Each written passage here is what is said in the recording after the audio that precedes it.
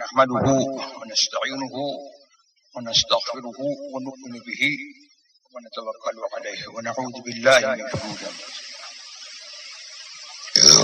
ومن سيئات أعمالنا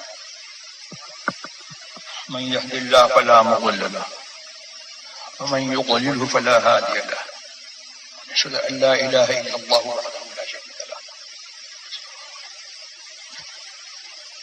نشهد أن سيدنا مولانا محمدا عبده ورسوله بالهدى ودين الحق صلى الله تبارك وتعالى عليه وعلى آله وصحبه أجمعين وبارك وسلم.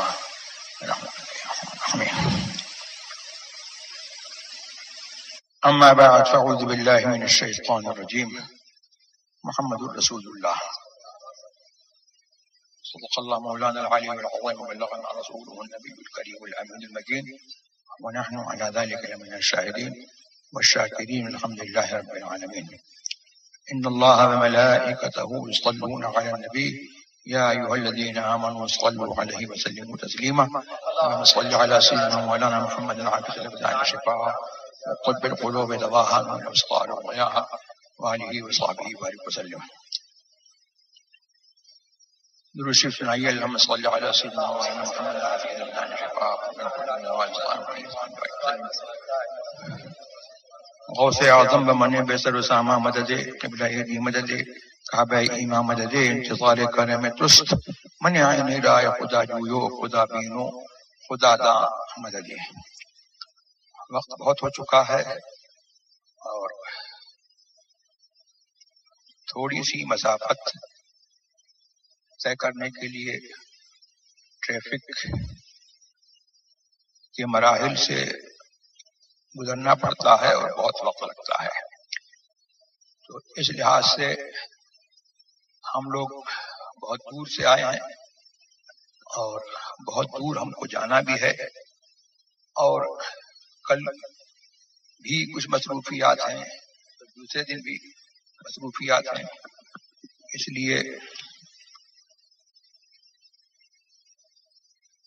اس لیے بھی کوئی طویل گفتگو نہیں ہو سکتی. اور دوسری بات یہ ہے کہ میری طبیعت کبھی طویل گفتگو مختصر گفتگو کے لیے بھی پہلے سے آمادہ نہیں ہوتی. اور طبیعت کا یہ معاملہ ہے کہ کچھ بولنے کو طبیعت آمادہ ہی نہیں رہتی اور اس وقت بھی کچھ طبیعت بولنے کو نہیں چاہ رہی ہے. بہرحال مسلک اعلیٰ حضرت کی بات چل رہی تھی اور اخیر میں مختلف مسئلے ابھی آپ نے سنے. تو مسلک اعلیٰ حضرت کے تعلق سے میں یہ کہہ دوں کہ مسلک اعلیٰ حضرت یہ کسی نئے دین کا نام نہیں ہے کہ مسلک اعلیٰ حضرت سننے سے کسی کا ذہن اس طرف جائے کہ یہ اعلیٰ حضرت کا نکالا ہوا، ان کا چلایا ہوا، ایجاد کیا ہوا کوئی مسلک ہے. ایسا نہیں ہے، بلکہ یہ وہی مسلک ہے جس کا دوسرا نام مسلک اہل سنت ہے. اور اگر آپ یوں دیکھیں تو اصل دین جو ہے وہ محمد رسول اللہ کا دین ہے، اللہ کا دین ہے. اور مسلک اہل سنت بھی اس اعتبار سے یہ نئی اصطلاح ہے جو حضور کے زمانے میں نہیں تھی. اس اعتبار سے کہ جو چیز حضور کے زمانے میں نہیں تھی تو اس کو اگر میں یہ کہہ دوں کہ مسلک اہل سنت بھی بدعت ہے تو بیجا نہیں ہے. لیکن بدعت کے تعلق سے ہمارا ذہن وہ نہیں ہے جو اہل بدعت کا ہے. ان کا ذہن یہ ہے کہ حضور کے زمانے میں جو نہیں ہوا وہ سب کا سب ناجائز حرام بلکہ شرک. تو یہ ہمارا ذہن ایسا نہیں ہے، بلکہ ہمارے دین نے ہم کو یہ بتایا کہ حضور سرور عالم صلی اللہ تبارک و تعالی وسلم کی حیات ظاہری میں جو ہوا اور حضور نے اس کو مقرر رکھا، حضور کی اجازت سے ہوا، حضور نے اس کو مقرر رکھا، حضور نے فرمایا یا حضور نے اس کام کو کیا یا حضور کے سامنے کیا گیا یا حضور کو اس کی اطلاع ہوئی اور حضور اس پر خاموش رہے، یہ سب کا سب جو ہے وہ حضور کی حدیث ہے. اور یہ سب کا سب حضور کی اجازت کے تحت داخل ہے. اب اس میں آخری بات یہ کہ جس پر حضور خاموش رہے، جس پر حضور خاموش رہے، جس سے حضور نے منع نہ فرمایا، وہ حضور کی اجازت کے تحت داخل ہے. تو زمانہ جو ہے حضور کا وہ بھی زمانہ تھا جب حیات ظاہری میں تھے، اور آج زمانہ کس کا ہے؟ یہ زمانہ بھی حضور ہی کا ہے.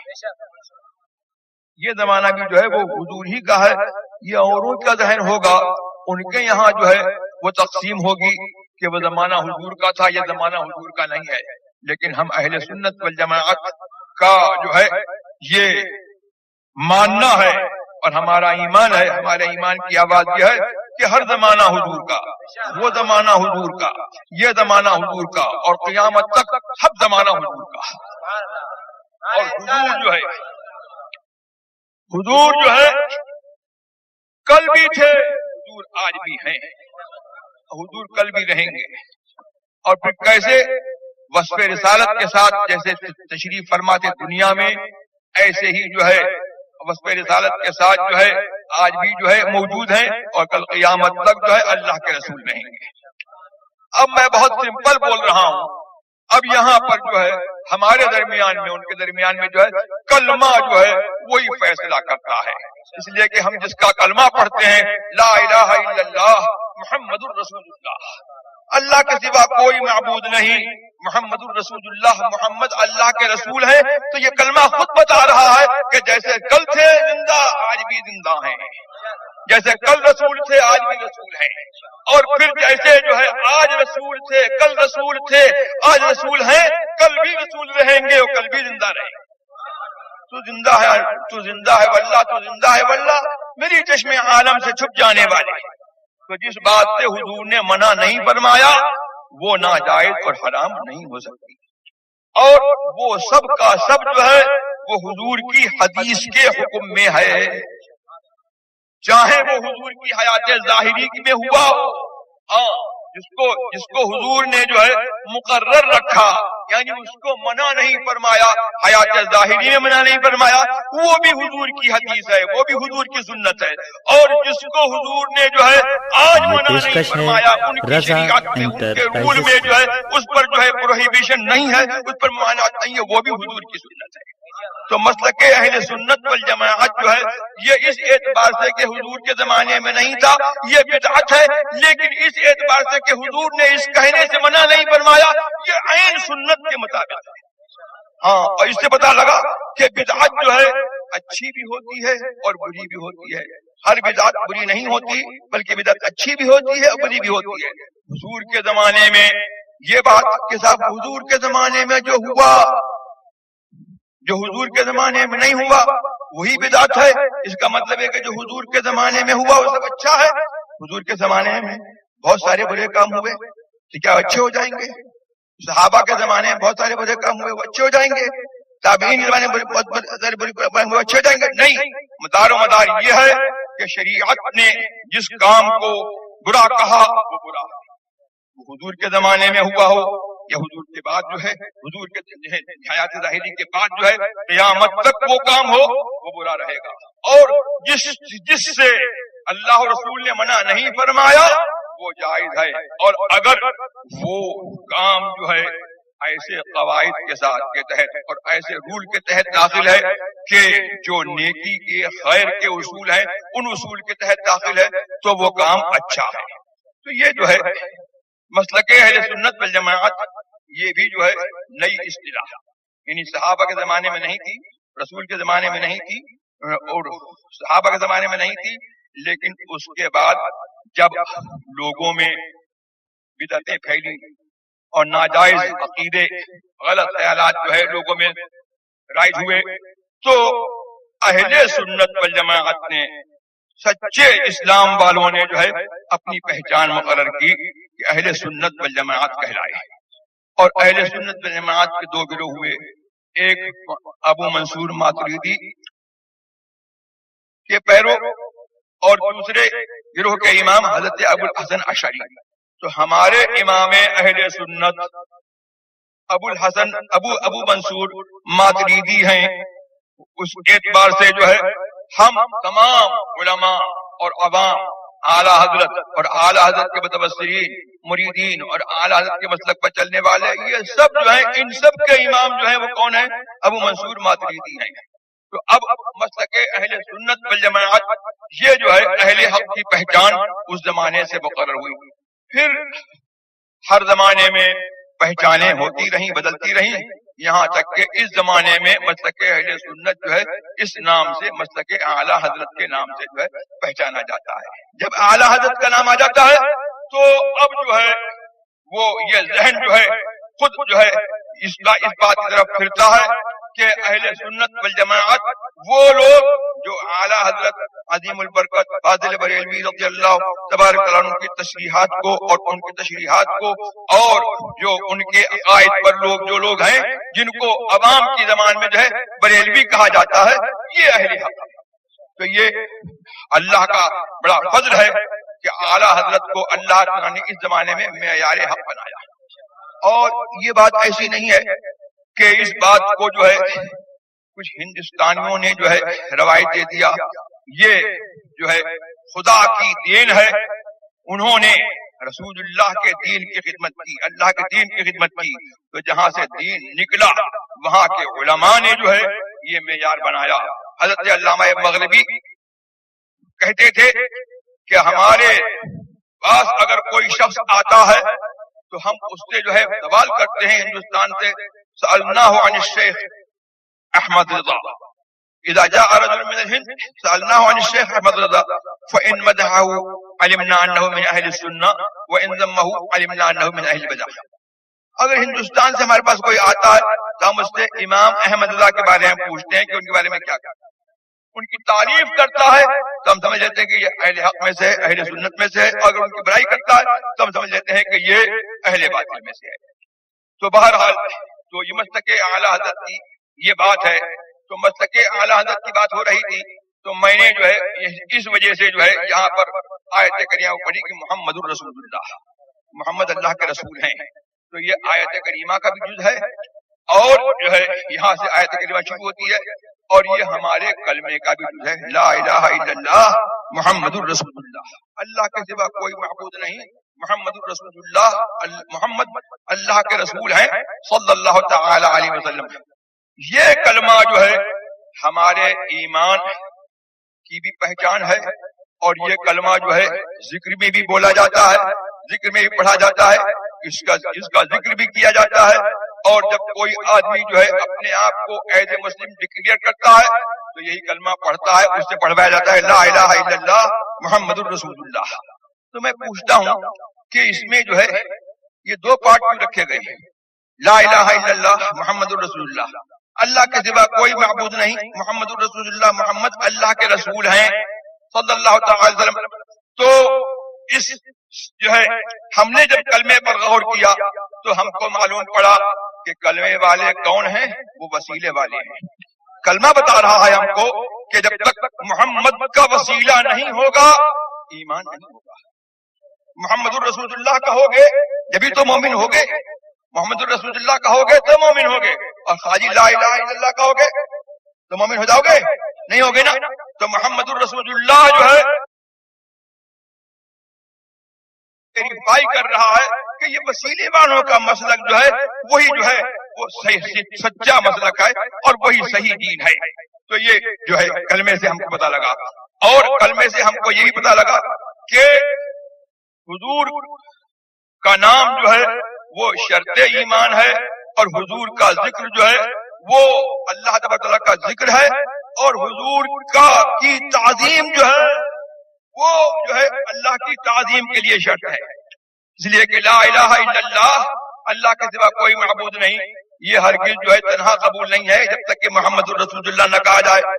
تو محمد الرسول اللہ کہا تو یہ جو ہے معلوم ہوا کہ حضور کا نام شرط ایمان ہے, حضور کا نام جو ہے شرط ذکر ہے اور حضور کا نام جو ہے اور حضور کی کا نام جو ہے وہ شرط عبادت بھی ہے. اس کا مطلب یہ ہوا کہ حضور کا نام جو ہے جب شرط عبادت ہے تو اللہ تبارک و تعالی نے اپنی عین عبادت میں حضور کی تعظیم کو جو ہے فرض کیا. اپنی عین عبادت میں حضور کی تعظیم کو فرض کیا کہ اگر حضور کی تعظیم نہیں ہوگی تو نہ ایمان ہوگا, نہ ذکر ہوگا, نہ اللہ کی محبت ہوگی, نہ اللہ کی معرفت ہوگی, نہ اللہ کی عبادت ہوگی, نہ اللہ کی تعظیم ہوگی, کچھ نہیں ہوگا. یہ ہوا. اور دوسری بات یہ ہے کہ ہمارا عقیدہ کیا ہے کہ ہمارے سرکار اللہ کے رسول جو ہے جیسے کل زندہ تھے ویسے ہی آج بھی اپنے قبر شریف میں زندہ ہے کہ نہیں ہے. تو محمد الرسول اللہ, محمد اللہ کے رسول ہیں کہ تھے؟ محمد اللہ کے رسول ہیں. تو کلمے سے پتہ لگ رہا ہے کہ محمد اللہ کے رسول ہیں. تو معلوم یہ ہوا کہ کلمہ جو ہے یہ بتا رہا ہے کہ ایمان جو ہے انہی لوگوں کا ہے, دین انہی لوگوں کا ہے اور کلمہ انہی لوگوں کا ہے. اور اہل کلمہ وہی ہے جو یہ اس عقیدے کے ساتھ کلمہ پڑھتے ہیں کہ ہمارا رسول جو ہے وہ زندہ ہے. ہمارا رسول جو ہے کیا ہے؟ زندہ ہے. اور ہمارا رسول جو ہے اس جان کی زندہ ہے کہ وہ کل بھی اللہ کا رسول تھا, آج بھی اللہ کا رسول ہے اور آج بھی وہ زندہ ہے اور قیامت تک وہ زندہ رہے گا. تو زندہ ہے واللہ, تو زندہ ہے واللہ, میری چشم عالم سے چھپ جانے والے. اب پھر دیکھیے یہاں پر محمد الرسول اللہ, محمد اللہ کے رسول ہیں. اللہ تبارک و تعالی نے نبی اور بھی بھیجے, مرسلان اعظام اور بھی بھیجے, لیکن جو ہے ہمیں جو ہے ایمان, ہماری ڈیوٹی لگائی گئی کہ ہم ایمان لائیں. اور سب پر ایمان لانے کے لیے جو ہے مطلب ہے کہ یہ نہیں ہے کہ ہم کسی رسول کو نہ مانیں. آمن الرسول بما انزل الیہ والمؤمنون کل آمن باللہ وملائکتہ وکتبہ ورسلہ لا نفرق بین احد من رسلہ. یہ رسول ایمان لایا اور مسلمان ایمان لائے کاہے پر؟ بما انزل الیہ, جو رسول پر نازل ہوا اس پر ایمان لائے اور مسلمان بھی ایمان لائے, سب ایمان لائے اللہ پر, اس کے فرشتوں پر, اس کے سارے رسولوں پر. لا نفرق بین احد من رسولہ, لیکن ہاں ایمان لانے میں ہم جو ہے کسی کے درمیان جو ہے فرق نہیں کرتے کہ اس پر ایمان لائیں اس پر ایمان نہ لائیں, سب پر ایمان لانا ضروری ہے. تو کلمے سے پتہ لگائیے کہ کلمہ جس کا پڑھ رہے ہو تو اس کے دین کی ہر بات کو ماننا ضروری ہے. اگر اس کے دین میں سے جو ہے ایک کسی بات کا بھی انکار کر دیا تو پھر یہ کلمہ جو ہے پڑھنا جو ہے زبان سے کلمہ پڑھنا جو ہے کافی نہیں ہوگا. اور ایمان جو ہے آپ کا جو ہے وہ آپ کا ایمان جو ہے وہ معتبر نہیں ہوگا جب تک کہ اس کے دین کی ساری باتوں پر جو ہے آپ یقین نہ رکھیں اور ایمان نہ لائیں. تو اب یہاں پر جو ہے ہم کو ڈیوٹی تو ہماری یہی ہے کہ ہم سب پر ایمان لائیں, تمام جو ہے باتوں پر ایمان لائیں, لیکن ہم سے پڑھوایا گیا کیا؟ محمد الرسول اللہ, محمد اللہ کے رسول ہیں, یہ ہم سے پڑھوایا گیا, اقرار ہم سے یہ کروایا گیا. تو یعنی اللہ تبارک و تعالی نے اپنے نام کے ساتھ جو ہے رسول کا, محمد کا نام ملایا, کسی اور کا نام نہیں ملایا, کسی اور کا نام نہیں ملایا. اپنے نام کے ساتھ اللہ نے جو ہے اپنے رسول کا, اپنے حبیب کا نام ملایا. تو اس سے پتہ کیا لگا کہ نسبت جو ہے یہ ایک اسٹینڈرڈ ہے کسی کے مرتبے کو جو ہے پہچاننے کا. فلاں صاحب کا نوکر یہ اس سے بھی جو ہے ایک طرح کی نسبت جو ہے پتہ لگتی ہے. عاقب کا نوکر، اس کے بعد جو ہے آپ اور بڑھیے، امیر کا نوکر، حاکم کا نوکر، بادشاہ کا نوکر، وزیر اعظم کا نوکر، اس میں فرق ہے کہ نہیں ہے؟ ایک عام آدمی کے نوکر جو ہے اسے جو ہے تعظیم نہیں مل جاتی، لیکن ہم نے کہا وزیر کا نوکر، بادشاہ کا نوکر تو تعظیم سمجھ میں آتی ہے. یہاں پر جو ہے اللہ تبارک و تعالیٰ نے جو ہے فرمایا محمد الرسول اللہ، محمد اللہ کے رسول ہیں. تو اللہ سے کوئی بڑا ہے؟ اللہ سے بڑا کوئی نہیں ہے، اللہ سے بڑا کوئی نہیں ہے. اللہ نے جو سب سے بڑا ہے اس نے جو ہے اپنے نام کے ساتھ جو ہے محمد کا نام ملایا ہے، اور وہ بھی جو ہے وصف رسالت کے ساتھ ملایا ہے. وصف رسالت کے ساتھ جو ہے محمد کا نام ملایا ہے. تو کیا معلوم ہوا کہ اللہ تبارک و تعالیٰ نے جو ہے یہ فیصلہ کر دیا کہ اللہ سب سے بڑا، اور رسولوں میں جو ہے سب سے بڑا رسول محمد ہے صلی اللہ علیہ وسلم. اور جب رسولوں میں سب سے بڑا رسول محمد ہے تو ساری مخلوقات میں جو ہے محمد کا مرتبہ جو ہے وہ سب سے افضل ہے. اور پھر یہ اس کلمے نے جو ہے ہم کو ایک بات یہ بھی دی کہ آپ کے یہاں جو ہے دنیا میں جو ہے تعظیم کا اسٹینڈرڈ جو ہے کچھ اور ہے، لیکن کلمے میں جو ہے کلمے نے بتایا کہ اللہ کے یہاں تعظیم کا اسٹینڈرڈ یہ ہے کہ جس کو مجھ سے نسبت ہے وہی تعظیم والا ہے، جس کو مجھ سے نسبت ہے وہی جو ہے عظمت والا ہے، اور جو ہے جس کو مجھ سے نسبت نہیں ہے اس کو جو ہے عظمت سے کوئی علاقہ نہیں ہے. جس کو مجھ سے نسبت ہے وہ میرا ہے، اور جس کو مجھ سے نسبت نہیں ہے وہ غیر اللہ ہے، وہ اللہ کا غیر ہے. جس کو اللہ سے نسبت نہیں ہے اور جس کو اللہ سے نسبت ہے وہ اللہ والا ہے. تو اب جو ہے اللہ نے ڈائریکٹ جو ہے اپنے رسول کو جو ہے اپنی طرف منسوب فرمایا. معلوم یہ ہوا کہ ڈائریکٹ جو ہے سرکار کا یہ مرتبہ ہے کہ سرکار کو اللہ سے جو ہے ڈائریکٹ نسبت ہے. اب اس کے بعد جو ہے ساری مخلوق کو جو ہے کہ ان سے جو ہے نسبت رکھے گی تو اللہ کے ان کے واسطے سے جو ہے وہ اللہ والی ہو سکتی ہے، اور ان کے بغیر جو ہے کوئی اللہ والا نہیں ہو سکتا.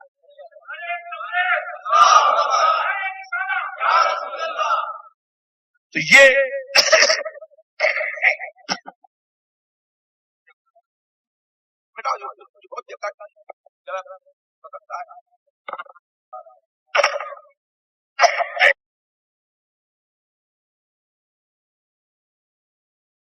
اللہ کی تعظیم ڈائریکٹ نہیں ہو سکتی. اللہ کی تعظیم یہی ہے اور اللہ کا ذکر یہی ہے کہ اس کے محبوبوں کی اور اس کے برگزیدہ بندوں کا ذکر کرے اور ان کی تعظیم کرے. تو اللہ نے جن کو اپنی بارگاہ میں مقرب کیا ہے اور رسول کے واسطے سے ان کو جو ہے نسبت دی ہے، براہ راست اللہ نے جو ہے رسول کو اپنی بارگاہ سے منسوب کیا اور اپنی بارگاہ کا مقرب کیا، اور اس کے بعد جو ہے تقرب ان کے اوپر ختم، رسالت بھی ان کے اوپر ختم، اور اللہ کی کلوزنس اور اللہ سے نزدیکی وہ بھی ان کے اوپر ختم. اب جو اللہ کا مقرب بننا چاہتا ہے یا اللہ کے یہاں جو ہے کوئی مرتبہ لینا چاہتا ہے تو اس کے لیے جو ہے یہ ضروری ہے کہ وہ نسبت اپنی جو ہے رسول سے قائم کرے. تو اللہ نے رسول اللہ کو جو ہے اپنی بارگاہ کا وسیلہ بنایا اور رسول اللہ کو جو ہے سب کا وسیلہ بنایا.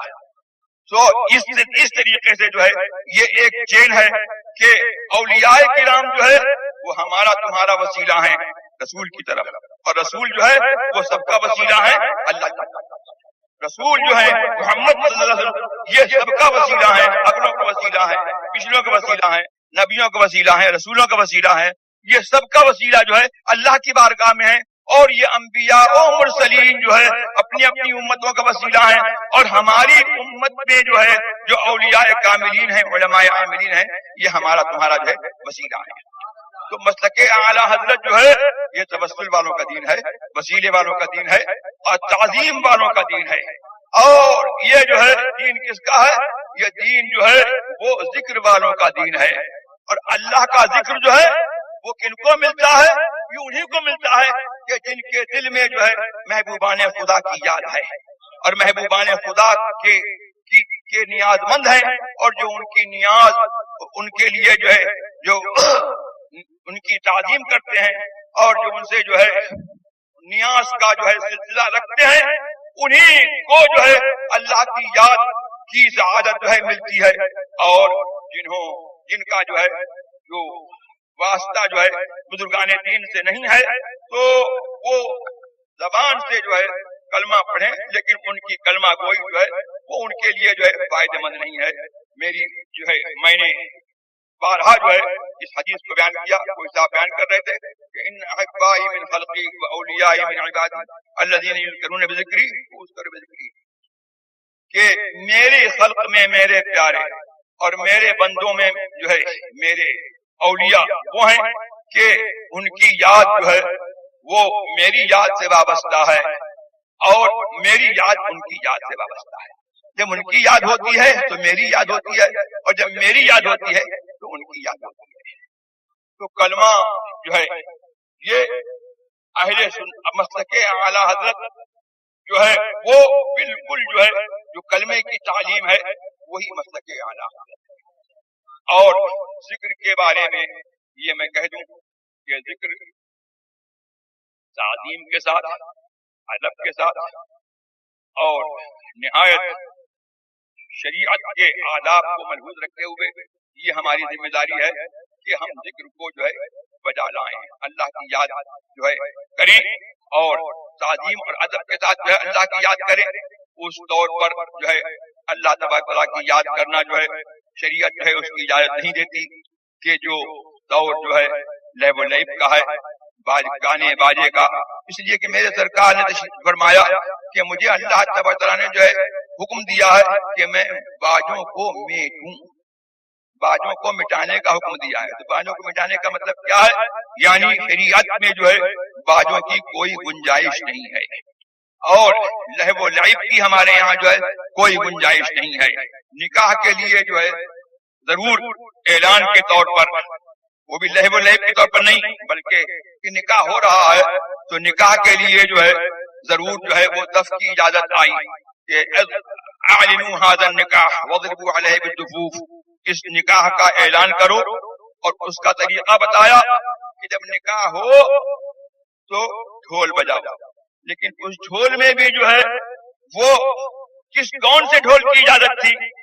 جس میں گھنگرو نہ ہو، دھپ دھپ جو ہے آواز جو ہے بہت ہی بھدی آواز جو ہے مطلب کہ جس سے نکلتی ہے اور اس سے جو ہے مدھر آواز، سریلی آواز، گھنگرو والی آواز میں نہیں ہو، وہ اس ڈھول کی جو ہے اجازت تھی. لیکن ہمارے علماء نے جب یہ دیکھا کہ لوگوں نے اس دف کو جو ہے لہو و لعب کے لیے اور اپنے طرف کے لیے اور ناجائز طور پر جو ہے وہ کفار و منافقین اور بد ادبار لوگوں سے مشابہت کے طور پر جو ہے انہوں نے جو ہے اس میں جو ہے بہت ساری شکلیں نکال لی اور بہت ساری وسعت پیدا کر دی اور اس کو استعمال کرنے لگے. تو اعلیٰ حضرت نے کتاب لکھی، یہ ہٹا دیجیے گا،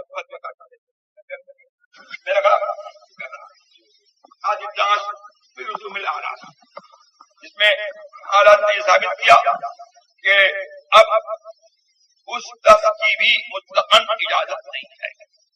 اور حضور سرور عالم صلی اللہ تبارک و تعالی علیہ وسلم نے کبھی اپنی نعت، ذکر تو ذکر ہے، اپنی نعت کو بھی جو ہے لہو و لعب کے طور پر اور گانے کے طور پر آپ نے جو ہے اس کی اجازت نہیں دی. حضور کی خدمت میں ایک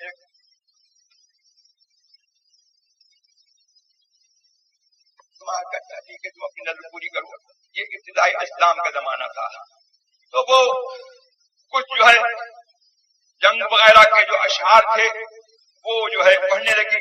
اس کے بعد جو ہے ایک نعت کا شعر اس نے پڑھا کہ فینا نبی یعلم ما فی غد، کہ ہمارے اندر ایک وہ نبی ہے جو غیب کی خبر جانتا ہے اور کل کیا ہونے والا ہے اس کو وہ معلوم ہے. تو یار لوگوں نے جو ہے اس کو جو ہے دلیل بنا لیا کہ حضور کو غیب کی خبر نہیں ہے، کل کیا ہونے والا ہے اس کی خبر نہیں ہے، لیکن حالانکہ اس پہ یہ نہیں ہے، حضور نے یہ فرمایا کہ یہ رہنے دو، جو تم کہہ رہی تھی وہی کہہ رہے۔ اس پر فتح الباری میں حضرت علامہ ابن حجر نے کہا کہ یہ اس لیے منع فرمایا کہ حضور کا ذکر اور حضور کی نعت جو ہے وہ انداز لہو و لعب پر اور گانے کے انداز پر، ساز کے انداز پر جو ہے حضور کا ذکر جو ہے کیونکہ مناسب نہیں تھا، لہذا حضور نے منع فرمایا۔ تو یہ حضور کا ذکر ہے تو لا الہ الا اللہ اور اللہ اللہ، یہ دف کے اوپر یا ساز کے اوپر، یا مطلب یہ ہے کہ جو ایسی آواز جو دف کے مشابہ ہو، دف کے مشابہ ہو یا ساز کے مشابہ ہو، اس کی اجازت جو ہے وہ کیسے ہو سکتی ہے؟ دف ہو یا دف کے مشابہ کیسٹ میں آواز بھر لی جائے تو وہاں پر جو ہے دف تو نہیں بج رہا ہے، اس کی ایک کاپی ہے۔ اسی طریقے سے جو ہے جو ساز وغیرہ ہوتا ہے تو یا ساز آلات، ساز کے آلات جو ہے وہ حاضر کیے جائیں، یا کیسٹ میں وہ جو ہے ان آواز کو جو ہے ان آوازوں کو بجایا جائے تو ان کا بجانا اور سننا ناجائز ہے، یا اگر کوئی اپنی حلق سے کسی طریقے سے جو ہے ایسی لے بنا لے جس سے معلوم ہو کہ کوئی گانا یا ساز جو ہے وہ ادا ہو رہا ہے تو اس کی اجازت جو ہے وہ ہرگز نہیں ہو سکتی، اور ہم نے جو ہے اس کی اجازت جو ہے نہیں دی، میرے طرف منسوخ کیا کہ میں نے اجازت دے دی ہے، میں نے اس کی اجازت نہیں دی، عام نمبر سے مطلب۔ اب بعض لوگوں نے یہ کیا کہ جاندار کی تصویروں کھنچوانا، اپنی تصویر کھینچنا کھنچوانا، یہ تو لوگوں میں عام ہو گیا ہے اور جو ہے اس پر جو ہے کوئی نہیں سمجھتے ہیں، لیکن شریعت نے، ہماری شریعت میں اس کی کوئی اجازت نہیں۔ جاندار کی تصویر کھینچنا کھنچوانا حد تواتر حدیث جو ہے اس کی حد تواتر تک پہنچ چکی ہے کہ حرام ہے۔ سرکار نے جو ہے حضور نبی کریم علیہ الصلوۃ والسلام نے حضرت عائشہ رضی اللہ عنہا سے بخاری شریف میں جو ہے متعدد حدیثوں میں یہ ہے کہ سرکار نے دیکھا کہ پردہ جو ہے لٹک رہا ہے، اس میں جو ہے تصویریں ہیں، یا ایک روایت میں یہ بھی ہے کہ گدا تھا کوئی یا کوئی اونچا تکیا تھا جس میں جو ہے تصویریں تھیں، تو سرکار اپنے کاشانے اقدس میں تشریف نہیں لے گئے۔ حضرت عائشہ پوچھتی ہیں کہ کیا بات ہے؟ فرمایا کہ یہ تصویریں جو ہیں یہ کس لیے ہیں؟ تو انہوں نے فرمایا کہ یہ میں نے ایک گدا اور ایک جو ہے کارپیٹ آپ کے لیے، ایک تکیا جو ہے اونچا پلو میں نے آپ کے لیے خریدا ہے تاکہ آپ اس پر ایک لگائیں، اس پر بیٹھیں۔ تو حضور نے فرمایا کہ یہ تصویروں کے بنانے والے قیامت کے دن جو ہے ان کے اوپر جو ہے عذاب ہوگا، ان سے کہا جائے گا کہ ان میں جو ہے روح کو اور ان کو زندہ کرو جو تصویریں تم نے بنائی ہیں۔ تو حضرت عائشہ رضی اللہ تبارک تعالیٰ نے تصویر بنائی تو نہیں تھی، تصویر خریدی تھی نا، ہاں بنائی تو نہیں تھی، لیکن یہ فرماتے ہیں کہ اس سے پتہ لگا، ابن حجر فرماتے ہیں کہ یہاں پر جو ہے یہ حدیث بیان کی گئی اس لیے کہ معلوم ہو کہ بنانے والے کا جو حکم ہے وہی جو ہے خریدنے والے کا اور استعمال کرنے والے کا، اس لیے کہ بنانے والا جو ہے وہ اسی لیے بناتا ہے کہ میری تصویر جو ہے بازار میں جو ہے مقبول ہو اور لوگ جو ہے اس کو خریدیں اور اس کو جو ہے استعمال کریں۔ تو جو بنانے والے کے لیے وعید ہے وہی جو ہے خریدنے والے کے لیے وعید ہے۔ اور پھر جو ہے متعدد حدیثوں میں یہ بھی آیا کہ حضور نے حضرت جبریل امین سے جو ہے، حضرت جبریل امین نے حضور سے وعدہ کیا کہ میں فلاں شب آپ کے یہاں فلاں دن میں آپ کے یہاں حاضر ہوں گا، پر نہیں تشریف لائے۔ اب حضور آتے تھے باہر اور پھر اندر چلے جاتے تھے، حضور کے چہرے میں کرب کے آثار تھے۔ پھر اس کے بعد حضرت جبریل امین جو ہے وہ تشریف لائے اور فرمایا کہ میں اس وجہ سے نہیں آیا کہ آپ کے دروازے پر جو ہے کچھ تصویریں تھیں، کچھ مجسمے تھے، اسٹیچوز تھے، میں نے اس وجہ سے نہیں آیا، اور نیچے آپ کے پلنگ کے نیچے جو ہے کتے کا پلہ تھا، لہذا کتے کے پلے کو حکم دیجیے کہ وہ نکالا جائے۔ اور جو ہے ان تصویروں کو حکم یہ دیجیے کہ ان تصویروں کو جو ہے کاٹ دیا جائے، اور یہ ہے اگر ان تصویروں کو مٹایا جائے، اور اگر یہ تصویریں جو ہے رکھنا ہی ہیں تو اس طور پر ہو کہ ان کو جو ہے کاٹا جائے کہ یہ جو ہے پیڑ کی شکل پر ہو جائیں اور جاندار کی تصویر نہ رہے۔ اور پھر یہ فرمایا کہ ہم فرشتے جو ہے اس گھر میں نہیں آتے ہیں جس میں جاندار کی تصویر ہو یا کتا ہو۔ تو حضرت حضور کو تو خبر ہی نہیں تھی، حضور کو خبر نہیں تھی، اور اس کے باوجود جو ہے اس حضرت جبریل امین تشریف نہیں لائے۔ معلوم یہ ہوا کہ فرشتے رحمت کے فرشتے اس گھر میں نہیں آتے ہیں جہاں جاندار کی تصویر ہو، اگرچہ لگانے والے کو خبر نہ ہو اور لگانے والا جو ہے اس سے راضی نہ ہو۔ اور جو ہے یہ بھی معلوم یہ ہوا کہ تصویر جو ہے وہ چاہے جو ہے پتھر سے بنائی جائے یا لکڑی پر بنائی جائے، یا تصویر جو ہے وہ کپڑے میں ہو، یا تصویر جو ہے وہ کسی طور پر جو ہے بنے، بہرحال جاندار کی تصویر جو ہے وہ ناجائز و حرام ہے۔ اب کچھ لوگ جو ہے وہ یہ کہتے ہیں کہ دینی اغراض کے لیے اور مولانا لوگوں کی یا پیر لوگوں کی جو ہے تصویروں کو جو ہے کھنچوانا اور اس کو جو ہے بنوانا جو ہے وہ جائز ہے، اس لیے کہ تبلیغ کا ذریعہ ہے۔ میں پوچھتا ہوں کہ انبیاء کرام اور حضرت مریم اور حضرت نوح علیہ السلام کے بعد جو ہے کچھ جو صالحین تھے، جو حدیث میں آیا ہے کہ یغوث یعوق نصر، یہ لوگ اولیاء کے نام تھے، تو ان کی تصویروں کو جو ہے انہوں نے لوگوں نے، شیطان نے کہا کہ ان کو جو ہے بناؤ، ان تصویروں کو بناؤ۔ انہوں نے جو ہے تصویروں کو بنایا، بنانے کے بعد جب ان کو رکھا تو پھر شیطان نے کہا کہ یہی تمہارے جو ہے وہ خدا تھے، اللہ جو ہے وہ ان کو جو ہے پوجنے لگے۔ حضور نے جو ہے ان پر جو ہے لعنت فرمائی۔ تو میں پوچھتا ہوں کہ انبیاء کرام کی تصویریں اور حضرت مریم کی تصویر جو کعبے میں تھی، حضور تشریف نہیں لے گئے جب تک کہ ان تصویروں کو مٹا نہیں دیا گیا۔ اور جو ہے تو اگر تبلیغ کے لیے جو ہے یہ تصویریں جو ہے کارگر ہو سکتی تھی تو ان اولیاء کی تصویریں اور انبیاء کی تصویریں جو ہے ان کو بیچنے کا حکم کیوں دیا گیا ہے؟ اس سے پتا لگا کہ تصویر کا ہماری شریعت میں جو ہے کوئی جو ہے دخل نہیں ہے، اور ہمارا دین جو ہے وہ لہو و لعب کا دین نہیں ہے۔